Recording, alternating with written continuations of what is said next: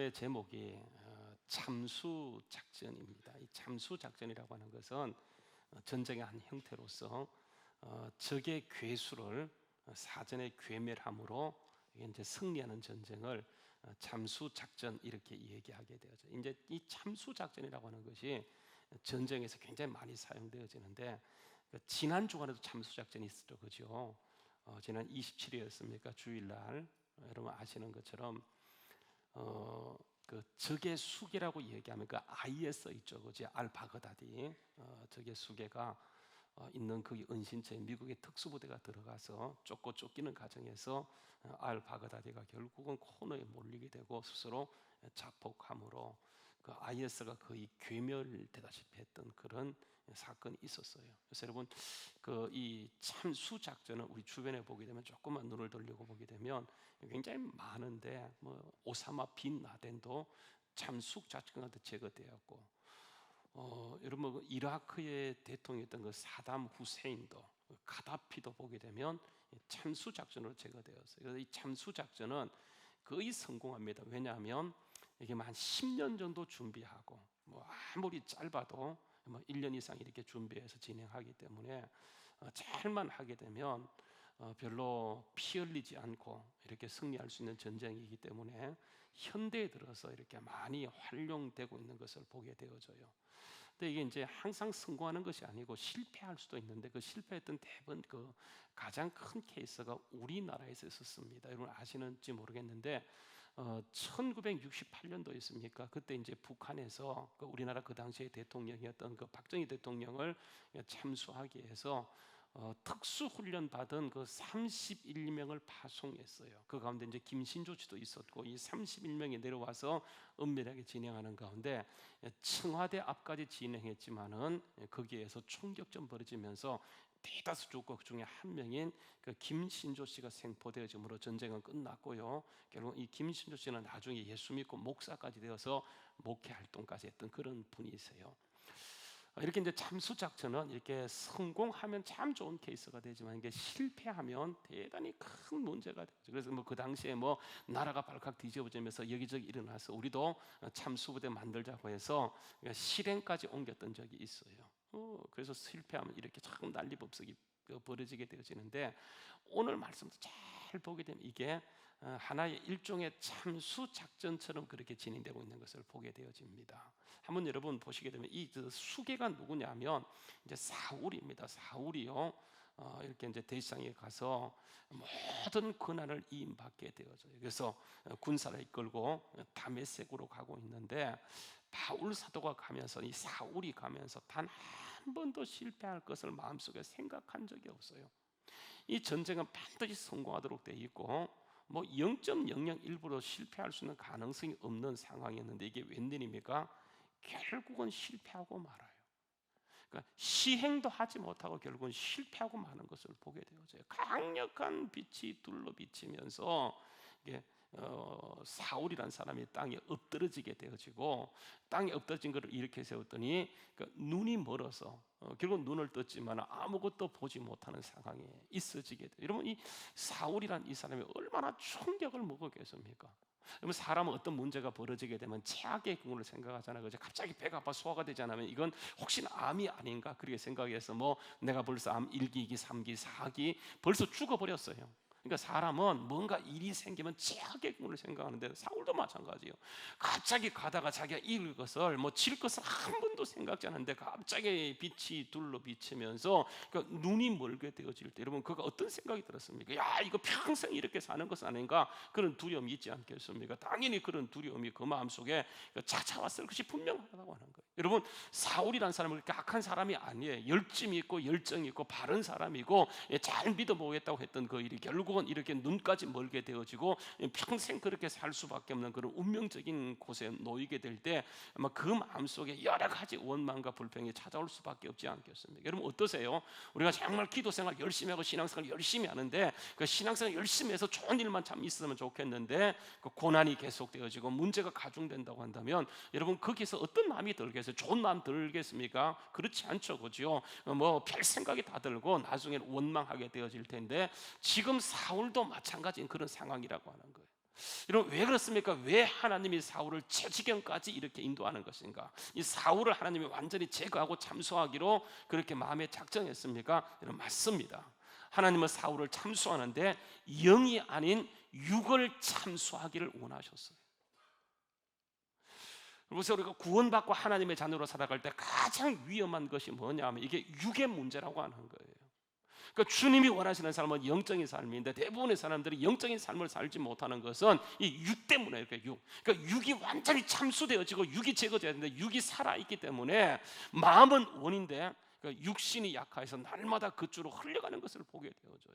그래서 여러분 하나님께서는 우리를 구원하시고 영적인 군사로 삶을 살기 위해서 철저하게 먼저 다루시는 것이 뭐냐면 육적인 문제를 먼저 다루시는 것을 보게 되어져. 여러분 지금 이제 우리 다니엘 기도가 한참 진행되고 있는데 그 다니엘 기도 여러분 집에서 하십니까? 보니까 뭐 교회 나오시는 분들은 한 130명, 150명 정도 나오는데 그 나머지 분들은 어디서 하시고 계시는 거세요?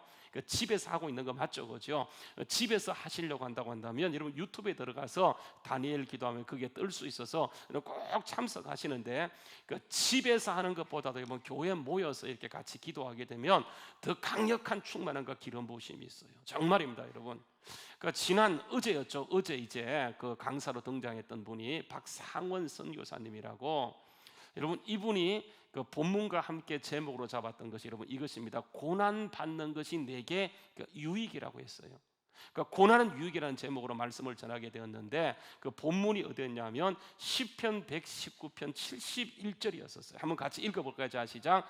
고난 당한 것이 내게 유익이라 이로 말미암아 내가 주의 말씀, 주의 율례를 배우게 되었다. 그렇게 얘기하고 있어요. 여러분 왜 고난이 우리에게 유익입니까? 고난은 고통인데, 고난은 어려움인데, 고난은 문제인데 왜 그게 성경은 유익이라고 얘기하는 것인가? 여러분 성경 말씀 보게 되면 그 시편에서만 고난이 우리에게 유익이라 말하지 않고요, 그러니까 끊임없이 계속해서 나오는 말씀이 뭐냐면 고난은 우리에게 유익이고 고난은 우리에게 축복이고, 그래서 많은 목사님들이 얘기하는 것이 뭐냐면 고난은 하나의 변장된 축복이다. 문제로 왔지만 고난으로 왔지만 결국은 그 고난이 우리에게 그 복을 이루고 은혜를 이룬다라고 말하면서 고난이 유익이라고 얘기하는 거예요. 여러분 왜 고난이 우리에게 유익입니까? 그러니까 고난의 문제는 결국은 육을 다스리는 거예요. 그러니까 육을 깨뜨리는 거예요. 그러니까 육이 살아있게 되면 영적인 복이 임하지 않게 되는 거예요. 그래서 영혼이 잘 되고 모든 게 잘 되고 모든 게 강건해지게 되는데 그러니까 육이 딱 가로막고 있기 때문에 결국은 예수 믿고 기도해도 그러니까 육의 문제가 해결되지 않는 한 우리에게 전혀 유익이 없어요. 하나님의 약속이 우리에게 수만 가지 말씀을 약속하고 있지만 이 말씀은 나하고 전혀 상관없이 성경에 나오는 것이고 내 삶은 여전히 어려움과 고통 가운데 빠지는 것은 그러니까 육의 문제예요. 육의 문제. 그래서 하나님께서는 육을 통해서 고난을 통해서 가장 먼저 다루시는 것이 뭐냐면 이 육의 문제를 다루는 거예요. 육을 깨뜨리세요. 영적인 삶을 살게 하는 거예요. 여러분 이 박상원 성경에서 보게 되면 이분이요 불교 가정에 태어났어요.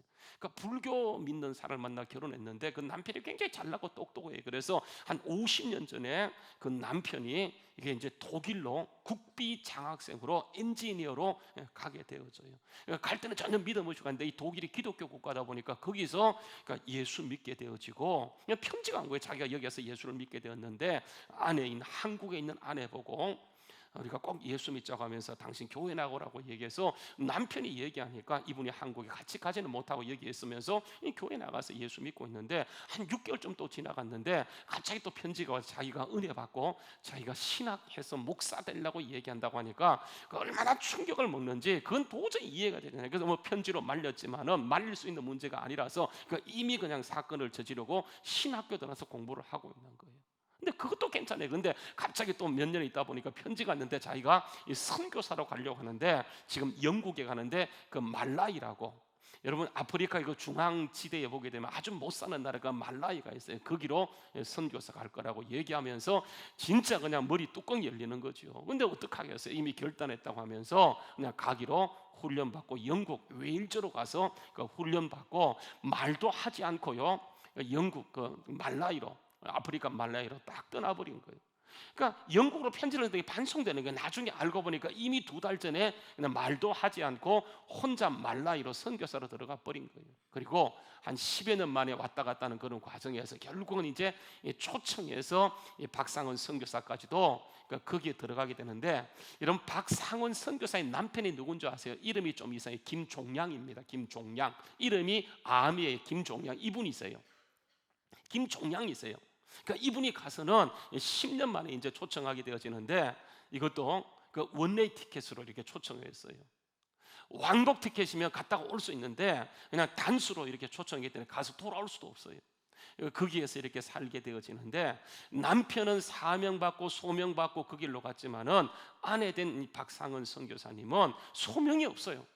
여러분 가서 보니까 얼마나 힘들고 어려운지, 너무너무 힘들고 어려운 거예요. 그래서 제일 힘들게요, 먹을 게 없다는 게 너무너무 힘들어요. 돈도 없는데 성교비 조금 받는 거 가지고 모든 아프리카 사람 불러서 다 먹이고 나중에 남는 것은 그냥 없는 거예요. 그러니까 여러분 얼마나 배고프고 힘든지, 그러니까 자기가 힘든 거는 살겠는데 자기 아들 10살 된 아들이 함께 갔는데, 이 아들이요, 사람 있을 때는 가만히 있다가 사람이 다가오고 나면 늘 하는 말이 엄마 배고파, 엄마 배고파 하는데 이 미치고 팔짝 뛰고 환장하겠는 거 있죠. 여러분 사람이 그렇습니다. 우리 특히 여성들은요, 남편이 돈 잘 벌어주면 절대로 바가지 안 끌습니다. 왜 바가지 끌고요? 돈 못 벌으면 바가지 끌고요. 여러분 사람 다 마찬가지입니다. 돈이 많으면 여러분 불평이 없어요. 뭐 불만이 없습니다. 그런데 그러니까 돈이 떨어지면 그때부터 걱정과 염려가 생기고, 특히 이제 여성들 같은 경우에는 막 바가지 끌는데, 이분은요 선교사로 왔지만 돈이 없다 보니까 특히 아들이 그 앞에서 굶는 것을 보면서 이게 못 참겠어요. 그래서 밤마다 싸우는 거예요. 밤마다. 완전히 밤이 전쟁터예요. 그렇게 며칠 지나가면서 그냥 자기가 돌아가겠다고 얘기하니까 남편 김종량 선교사님이 하는 말이 뭐냐면, 하나님, 다른 여자들은 예쁜 여자도 잘 만나는 난 왜 저렇게 무지막지한 저런 여자를 만나가지고 힘드냐고 하면서, 하나님 차라리 데려가라고 했더니 하나님 이런 기도는 잘 들으세요. 갑자기 그 기도가 있고 나서요, 이게 부인 선교사에게 이게 말라리아가 오면서 황달까지 왔어요. 약만 잘 쓰면 되지만 여러분 거기 약이 어디 있습니까? 약을 씀에도 불구하고 말라리아는 엄청 고통스러워요. 너무너무 아파요. 뭐 살 수 없을 정도 통증이 오는데, 이게 이 통증이 나중에 후유증까지 오게 되면 눈도 멀고 뭐 이렇게 여러분 문제가 심각해지잖아요, 그죠? 근데 여러분 이게 문제는 있는데 고통스러운데 그냥 너무너무 아픈 거예요. 그래서 여러분 나중에 기도 가운데 하나님 나를 데려가 달라고 그렇게 기도했는데, 그 하나님이 그 가운데 예수님이 찾아오신 거예요. 찾아오서는 첫 마디가 뭐냐면, 사랑하는 내 딸아, 내가 너를 사랑한단다. 그러면서 하나님께서 자기 모습을 쫙 보여주는데 그렇게 추악하더래요. 그렇게 자기가 생각지도 하지 못한 죄가 쫙 보이는데 너무너무 추악해서 뭐 견딜 수가 없다라고 하는 거예요. 뭐 그냥 그 인색하고 뭐 이런 모든 것들이 보이는데 너무너무 힘들어서, 그때 예수님 하시는 말씀이 이거란 거예요. 네가 내가 너를 사랑하는 사실이면 네가 거듭나지 않았다고 얘기하면서, 이 거듭날 것을 얘기하며 하나님 만져주시는데, 여러분 거기서 이분이 하나님 만나면서 인격적으로 주님을 만나면서 완전히 거듭났어요. 그때 이후로요 상황은 그대로예요. 먹을 건 여전히 없어요. 문제는 뭐냐면 관점이 달라졌어요. 육의 관점에서 영의 관점으로 완전히 달라지니까 없는 것은 여전히 없지만은 그것이 감사가 되고 은혜가 되고 정말 그것이 수용되어지면서 날마다 감사하게 되어지는데, 여러분 거기서부터 하나님의 뜻은 지금 이루어져서요, 그들이 정말 어렵게 출발했지만 지금은 이분이 말라 있지 않고 스와질랜드에 가서 거기에서 큰 대학병원을까지 하면서 여러분 강력한 역사를 이루어가는 걸 보게 되죠. 하나님은 이런 계획을 갖고 주님께서 우리를 불러주셨어요. 그가 처음 믿었던, 늦게 믿었던, 정말 나중 믿었던 간에 하나님은 계획을 가지고 있는데, 문제는 뭐냐면 우리 육이 깨어지지 아니해서 주님이 쓰실 수가 없어요. 그래서 주님은 반드시 보세요, 고난이라는 것을 통해서 가장 먼저 다루시는 것이 뭐냐면 그 육을 깨뜨리세요. 그때 완전히 두 손 들고 항복하면 주님의 뜻이 이루어지지만 끝까지 견디게 되면 심한 경우는 하나님이 그의 생명을 데려가는 그런 경우도 있어요. 여러분 그렇기 때문에 완전히 두 손 들고 항복하게 되면 하나님의 뜻을 무능하고 연약한 우리를 통해서 반드시 이루어가는 은혜가 있게 될 줄로 믿습니다. 하나님 육을 다루세요. 육을. 오늘 말씀 보세요. 하나님이 육을 깨뜨리기를 원하시는데 육을 깨뜨리는 가장 강력한 방법은 하나님이 그를 만나주시는 거예요. 사울은 육이 강한 사람이었었어요. 하나님이 그를 만나셔서 육을 깨뜨리는데 여러분 3절 말씀해 보게 되면 강력한 빛 가운데 그를 찾아오세요. 사울이 길을 가는데 다메섹 가까이 이르렀을 때에 갑자기 호련히 하늘로부터 강력한 빛이 그를 둘러 비치면서 4절 말씀해 보게 되면 그가 완전히 땅에 꼬꾸러지게 되어져요. 그때요 하나님의 음성이 들려오는데 하나님의 음성이 뭐냐면 사울아 사울아 네가 어찌하여 나를 박해하느냐 그렇게 물어요. 자, 여러분 사울이 지금 비판하는 사람은 예수님입니까? 예수 믿는 사람입니까? 예수 믿는 사람이에요. 사울은 단 한 번도 예수님을 만난 적이 없어요. 살아생전 그러니까 사는 지역이 달랐고 문화가 달렸기 때문에 전혀 본 적이 없어요. 그런데 예수님에게 찾아오셔서 그에게 하는 말이 뭐냐면 너가 어찌하여 나를 핍박하느냐. 예수 믿는 사람이 곧 누구라고 하는 것입니까? 이게 예수님이라고 하는 거예요. 여러분 그 사실을 보세요. 5절에서 이렇게 말씀합니다. 주여 누구입니까? 물었을 때에 예수님께 대답하는 말이 뭐냐면 나는 네가 박해하는 예수다. 예수라 그렇게 얘기하게 되어져요. 여러분 예수 믿는 우리하고 예수님은 별개의 문제가 아니에요. 우리가 곧 예수님이에요. 예수님과 우리는 몸으로 연결되어 있어요. 그러므로 정말 예수 믿고 믿음으로 살아가는 것은 그러니까 주님의 삶이 우리를 통해 이루어지는 거예요. 여러분 주님이 이렇게 찾아오셨으면 주님이요 모든 걸 해결해 주면 되는데 보세요 뭐라고 얘기하냐면 주님이 친히 찾아오시고 사울을 그러니까 꺾어놓고 하는 말이 뭐냐 하면 야 일어나라 그리고 너는 지금 시내로 들어가라고 얘기하면서 네가 거기에 들어가 있게 되면 너가 행할 일을 너에게 이를 자가 너에게 갈 거야 그렇게 얘기하는 거예요. 여러분 이거 이상하잖아요, 그죠? 그러니까 예수님이 친히 찾아왔다라고 한다면 지금 사울이 육이 강하기 때문에 육을 다루시고 주님이 친히 모든 것을 회복시켜 주시지 주님은요 거기까지 하시고 너가 들어가 있게 되면 내가 사람을 보낼 거야. 그가 너에게 모든 것을 알려줄 거야 그렇게 얘기하는 거예요. 여러분 왜 주님께서 그 자리에 집중하지 않고 이렇게 인터벌 시간을 두시면서 너는 들어가서 기다리라고 얘기할까? 여러분 그게 뭐냐면 그러니까 준비의 과정이에요. 하나님은요 반드시 준비하게 하세요. 그러니까 준비할 때 우리가 쓰임 받는 거예요. 바로 구원받아도 하나님의 글을 쓰는 것이 아니고 하나님이 쓰시기 위해서는 그러니까 일정의 준비 과정이 필요해요. 그러니까 다음이 열리기 위해서는 지금 이 모습으로 되지 않기 때문에 그 다음을 준비할 때 하나님은 그 다음을 열어가세요.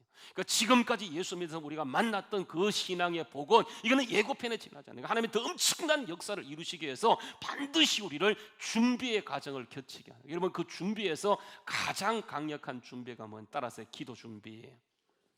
기도 준비가 가장 사울이 보세요.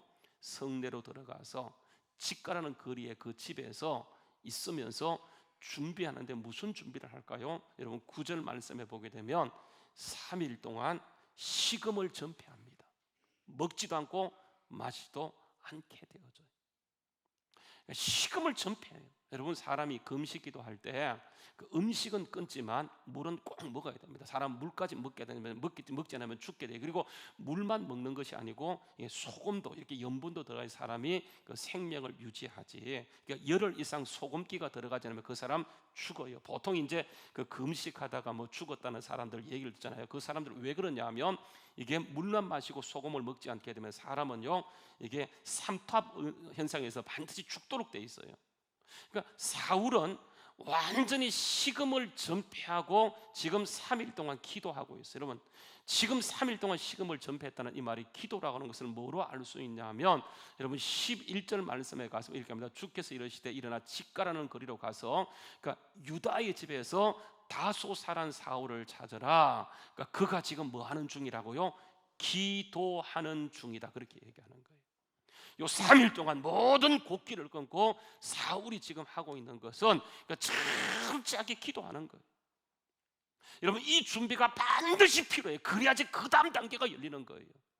기도하지 않으면 우리가 아무리 구원받았다 할지라도 거기서 끝나는 것이다. 그 다음 단계의 사역으로 나가 그 단계의 하나님의 역사가 이루어지기 위해서는 지금 이 시간 그 다음 단계를 맞이하는 그러니까 준비의 기도의 과정이 반드시 필요해요. 사람들이 기도하지 않고 하나님이 자기를 버렸다고 얘기하면 절대 그렇지 않습니다. 하나님은 기도하는 사람. 그래서 여러분 보세요. 예수님께서 마가복음 9장 29절 말씀해 보게 되면 이런 말씀하세요. 제자들이 예수님께 나와서 예수님 우리는 왜 그 일을 못했습니까 했을 때 예수님이 그들에게 들려줬던 음성이 뭐냐 하면 한번 읽어볼까요? 자 시작. 이르시되 기도 말고는 다른 어떤 것으로도 이런 종류가 나아갈 수 없다. 주님이 세우신 원칙은 기도예요. 주님은 다음 단계로 이끌어가기 위해서 우리에게 반드시 준비의 단계로 주신 것이면 기도인데 사람들이요 기도를 하지 않아요.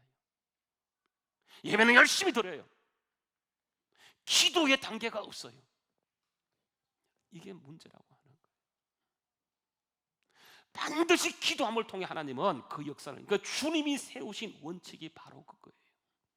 다 주셨어요. 십자가로 모든 것을 이루셨어요. 여러분 로마서 3장, 로마서 8장 32절 말씀 보게 되면 자기 아들을 아껴 주신 하나님께서 그 아들과 함께 모든 것을 줬다고 얘기하는 거예요. 그러면 그 준 것을 우리가 우리의 삶 속에 그대로 누릴 수 있는 것은 뭐냐면 이게 여러분 기도예요. 기도의 단계를 통해서 하나님이 허락했던 그 다음 단계를 누릴 수 있는데 많은 사람이요 이 준비 단계에서 실패하게 되어져요.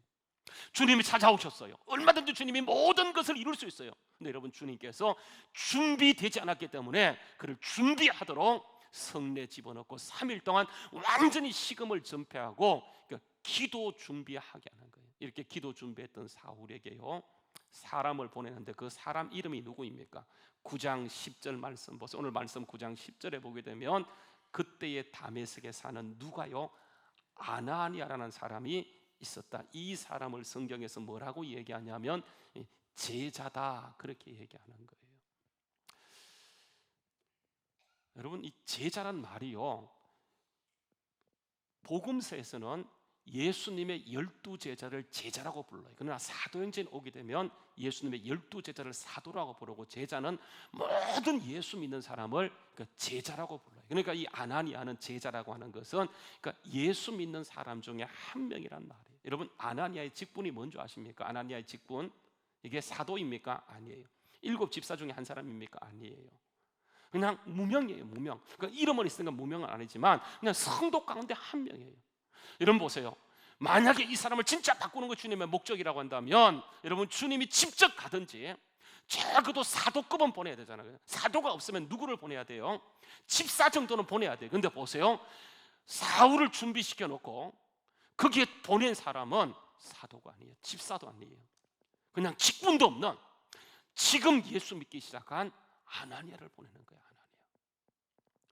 무슨 말이냐면 준비가 중요하다는 말이에요. 준비가 되어지면 누가 와서 기도해도 우리가 은혜 받는 거예요. 사람들은 자꾸 누가 나와? 어떤 사람이 설교해? 여기에 관심이 있어요. 여러분 그렇지 않습니다. 문제는 내 준비가 되는 게 참 중요해요. 내가 준비되면 오늘 이 시간 이 자리를 통해서 주님은 우리를 만져주시고 회복해 하시는데 많은 사람이 준비 없이 앉아있기 때문에 예배를 드려도 응답이 없는 거예요. 주님께서 가장 기뻐하는 것은 준비예요. 그렇게 준비될 때 하나님은 사도가 아니고 집사가 아니고 그냥 이름도 없는 사람에 가서 안수할 때 그의 눈에 비늘 같은 것이 벗겨지면서 완전히 눈이 뜨게 되고 성령이 충만하면서 읽었던 말씀 19절에 보게 되면 18절 말씀 보세요. 18절 말씀에 보게 되면 즉시 사울 눈에서 비늘 같은 것이 벗겨지면서 다시 보게 되어지고 일어나 세례를 받고 음식을 먹음에 강건해지게 되어져. 여러분 여기에 누가 사용되냐 하면 이름도 없는 아나니아. 여러분 이 아나니아는 성경에 딱 한 번 나오는 사람이에요.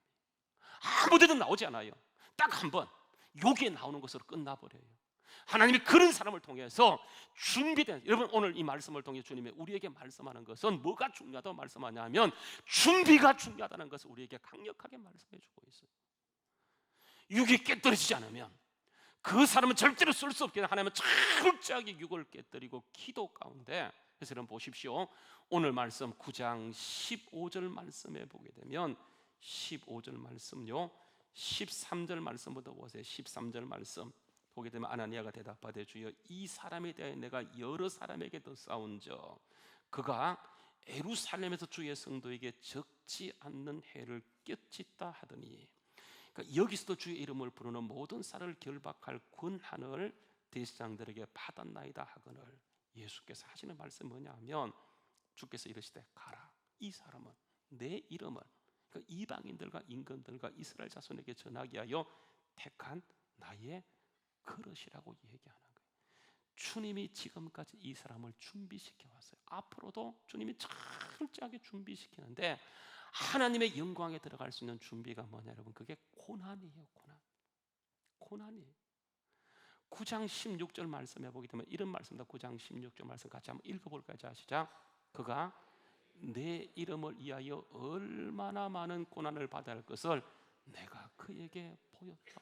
그래서 바울 사도를 보게 되면 여러분, 그가 모든 서신에서 늘 강조하는 것이 뭐냐 하면, 고난은 영광이다, 고난은 축복이다, 고난은 은혜라고 하는 것을 계속 얘기하고 있어요. 여러분, 사도행전 14장 22절 말씀에 사도행전 14장 22절 말씀에 가게 되면 바울 사도가 1차 여행을 마치고 돌아오는 과정에서 만나는 모든 사람에게 계속 강조했던 것이 뭐냐 하면, 한번 같이 읽어볼까요? 자, 시작. 제자들의 마음을 굳게 하여 이 믿음에 머물러 있으라 권하고, 또 우리가 하나님의 나라에 들어가려면 뭐가 있어야 된다고요? 고난이 아니에요. 많은 고난이에요. 대가 없이 절대로 영광이 없어요. 사단은요, 바로 우리를 영광에 들어가라 그래요. 그런데 여러분, 하나님은 그 영광은 반드시 고난을 통과하는데, 이 고난은 우리가 얼마든지 감당할 수 있다고 하는 거예요. 바울 사도가 로마서 8장 18절에서 17절에서 이런 말씀을 한번 같이 읽어볼까요? 자, 시작. 자녀이면 또한 상속자, 곧 하나님의 상속자, 우리가 그리스도와 함께한 상속자니, 우리가 그와 함께 영광을 받기 위하여 뭐를 받아야 된다고요? 고난도 함께 받아야 돼요. 여러분, 그 고난은 우리의 육을 깨뜨리는 거예요. 육이 깨어질 때 영광이 있는데, 육이 깨어지는 아픔을 감당하지 못했기 때문에 예수 믿으면서도 주님의 영광, 주님의 은혜, 주님의 다음 단계의 축복이 없기 때문에 늘 거기에서 힘들어하고 그 자리에서 맴도는 것을 보게 되죠. 여러분, 주님 분명히 말씀합니다. 생각한데 현재 고난은 장차 우리에게 나타날 영광과 비교되지 않을 정도 하나님 우리를 영광 가운데 이끌어가기를 원하시기 때문에 어떤 때는 육을 깨뜨리고 계세요. 여러분, 그때 우리가 감당할 수 있는 것은 주님은 미쁘신 분이, 주님은 선하신 분이라고 하는 거예요. 바울 사도가 고린도전서 10장 13절 말씀에 보게 되면, 하나님은 사람이 감당할 시험 밖에는 우리에게 허락지 않는다고 하는 거예요. 오직 하나님은 미쁘시고 정확한 분이시기 때문에 우리가 감당할 시험 당함을 허락지 아니하시고, 또한 우리가 시험 당할 때 피할 길을 내사 우리로 하여금 능히 감당하게, 능히 승리케 하는 거예요. 하나님은 미쁘신 분이에요. 하나님은 믿음직스러운 분, 하나님은 신실한 분이시기 때문에 비록 우리에게 당한 고난이라 할지라도 믿음으로 감당하고 기도로 감당하기만 하면 하나님께서 가는 모든 곳에 강력한 역사로 이끌어가는 은혜가 있어지게 된다고 하는 거예요. 하나님의 그 약속 반드시 우리를 통해서 이루어지는데, 여러분, 다음 단계의 축복이라고 하는 것은 지금까지 경험하지 못했던 놀라운 은혜이기 때문에 믿음으로 감당할 때에 철저한 기도 준비가 너무너무 중요해요. 여러분, 사도 바울 보세요. 그가 3일 동안 금식하고요, 준비되어졌어요. 눈이 딱 뜨는 순간 하나님은 바로 그를 사역에 투입하는 것이 아니고, 여러분, 어디로 이끌어가는지 아세요? 아라비아 강야로 이끌어가서 거기에서 자그마치 3년 동안 기도에 장념하게 했어요. 여러분, 그 3년 동안 기도하다가 바울이 하늘의 삼층천에 올라가기도 하늘의 강력한 역사를 보고 와서는 그가 복음을 풀어내는데, 그래서 바울 사도가 기록한 성경이 신약 성경 27권 중에 다 자그마치요 절반을 기록해 13권을 기록하는 그 영광을 그가 거기에서 누리게 되어지는 거예요. 만약에 바울 사도가 그 고난과 그 준비가 되지 않았다고 한다면, 여러분, 이런 은혜가 없었지만은 그가 거기에서 하나님을 바라보고 믿음으로 기도 준비할 때 하나님께서는 그를 통해서 가는 모든 곳에 하나님의 영광으로 가득 채워갔던 것을 보게 되죠. 여러분, 기도는요 하나님께만 집중하는 거예요. 철저하게 나의 주파구 하나님께 맞추어지는 것, 여러분, 이게 그 기도예요, 기도. 그래서 보세요, 예수님께서 마태복음 26장 41절 말씀에 보시게 되면 이렇게 얘기하는 거 같이 한번 읽어볼까요? 자, 시작. 시험에 들지 않게 깨어 기도하라. 마음은 원이로되 육신이 약하다. 문제가 뭐 육신이에요. 그러니까 여러분, 육신을 깨뜨리는 것이 깨어있는 기도예요. 깨어있는 것. 깨어있지 않으면 우리가 반드시 시험에 들도록 되어 있어요. 깨어있는 게 중요해요. 근데 보세요, 깨어있는데 얼마 정도 깨어있냐 하면 40절 말씀 그 위를 보게 되면 이렇게 얘기합니다. 한번 보세요. 읽어볼까요? 자, 시작. 제자들에게 오사 그 자는 것을 보시고 베드로에게 말씀하시되 네가 나와 함께 한 시간도 깨어 있을 수 없더냐. 여러분, 그래서 예수님이 제시하신 우리 깨어 있는 기도는요, 한 시간 기도예요. 한 시간 기도. 여러분, 하루에 한 시간 기도해 보셨습니까? 그러니까 목사인 저도 작정하지 않고는 하루에 한 시간 기도하기가 쉽지 않더라고요. 새벽기도 마치고 이게 기도하는데 보통 제가 40분 기도했는데 하나님이 언젠가부터 제 마음속에 하루에 한 시간에 대한 기도에 부담을 주셨어요. 그래서 마음에 작정하고 새벽기도 마치고 하루에 한 시간 기도하리라 생각하고 기도하는데, 여러분, 은혜가 있을까요? 없을까요? 은혜가 있을까요? 없을까요? 저는 아무것도 없더라고요. 근데 여러분, 마음은 편해질까 안 편해질까? 마음은 편해지고, 여러분, 거기에 머물러 있는 거예요. 그러니까 한 시간 기도할 때 사람들이 한 시간 기도를 막 계속 내용을 부르짖는 기도가 아니에요. 한 시간 기도라고 하는 것은 보십시오. 다시 한번 보게 되면 40절 41절 말씀이에요. 41절 마태복음 26장 41절에 보게 되면 이렇게 얘기합니다. 시험에 들지 않게 깨어 기도하라. 마음은 원이되 육신이 약하다고 하면서 40절 말씀에 가서 보게 되면 이렇게 합니다. 제자들이 오사 그 자는 것을 보시고 이들에게 말씀하시되 너희가 나와 함께 한 시간이에요. 나와 함께 한 시간. 막 기도하는 내용의 기도가 아니고, 그러니까 주님 앞에 머무르는 것. 여러분, 이게 한 시간 기도예요. 여러분, 이 한 시간 기도는 굳이요 많은 말을 만들어내지 않고 그냥 주님 앞에 머무르는 거예요. 그냥 그 자리에 있는 거예요. 주님 하면서 그 주님 묵상하고 십자가 묵상하는 이 기도가 한 시간 기도예요. 많은 사람이 한 시간 기도하면 이렇게 얘기합니다. 목사님, 저는요 5분만 기도하면 기도할 게 없어요. 괜찮아. 그냥 가만히 있는 거예요. 주여 말씀하옵소서. 주여. 하다가 안 되면 찬양도 듣고, 하다 안 되면 성경도 읽고, 그냥 그 자리에 머물러 있는 거예요.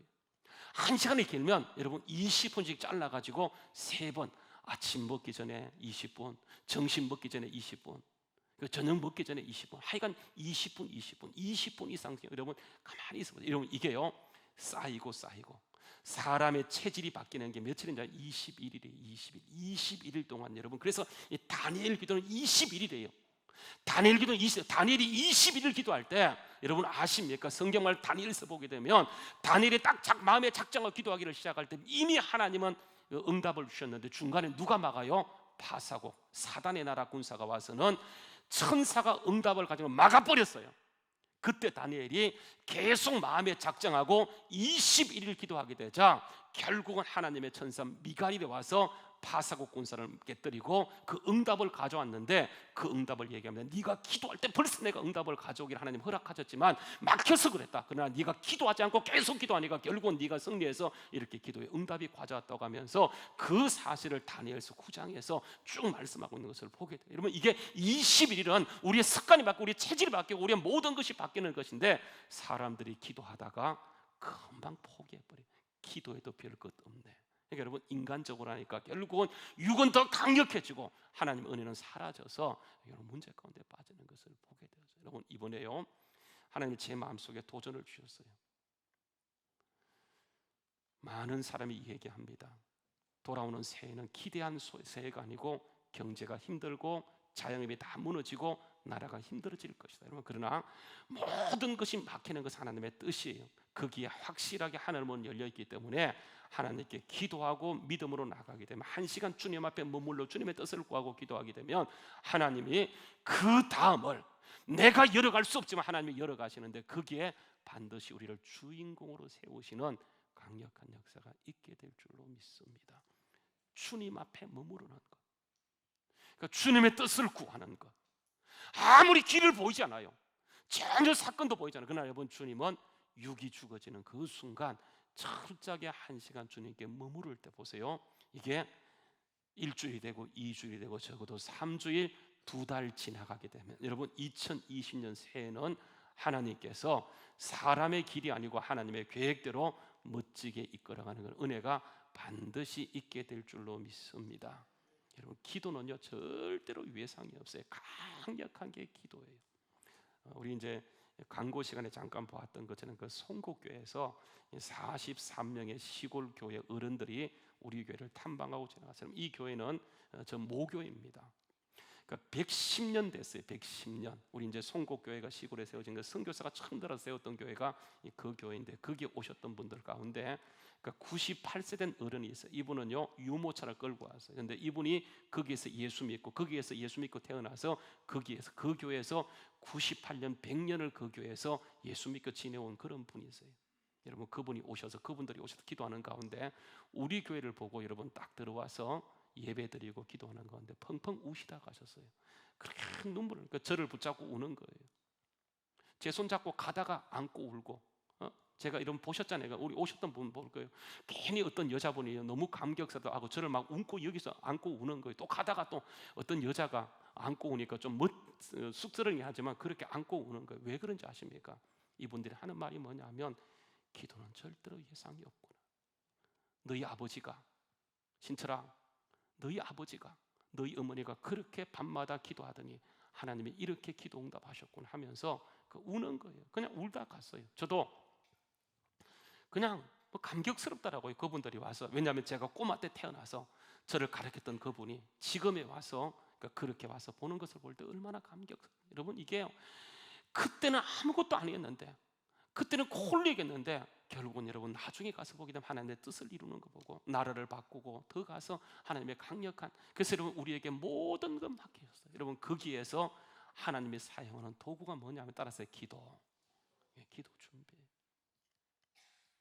길이 보이지 않고 아무것도 보이지 않지만 하나님은 기도할 때에 새로운 길을 여신다는 사실을, 여러분 우리 한번 저와 함께 올 한 해 마무리를 11월 12일을 한번 1시간 주님 앞에 기도하리라 한번 머물러 보세요. 그러면 여러분, 길이 보이지 않는 거기 하나님께서는 오늘도 강력한 역사로 이끌어가는 은혜가 있게 될 줄로 믿습니다. 우리 한번 찬양 같이 부를게요. 이게 이제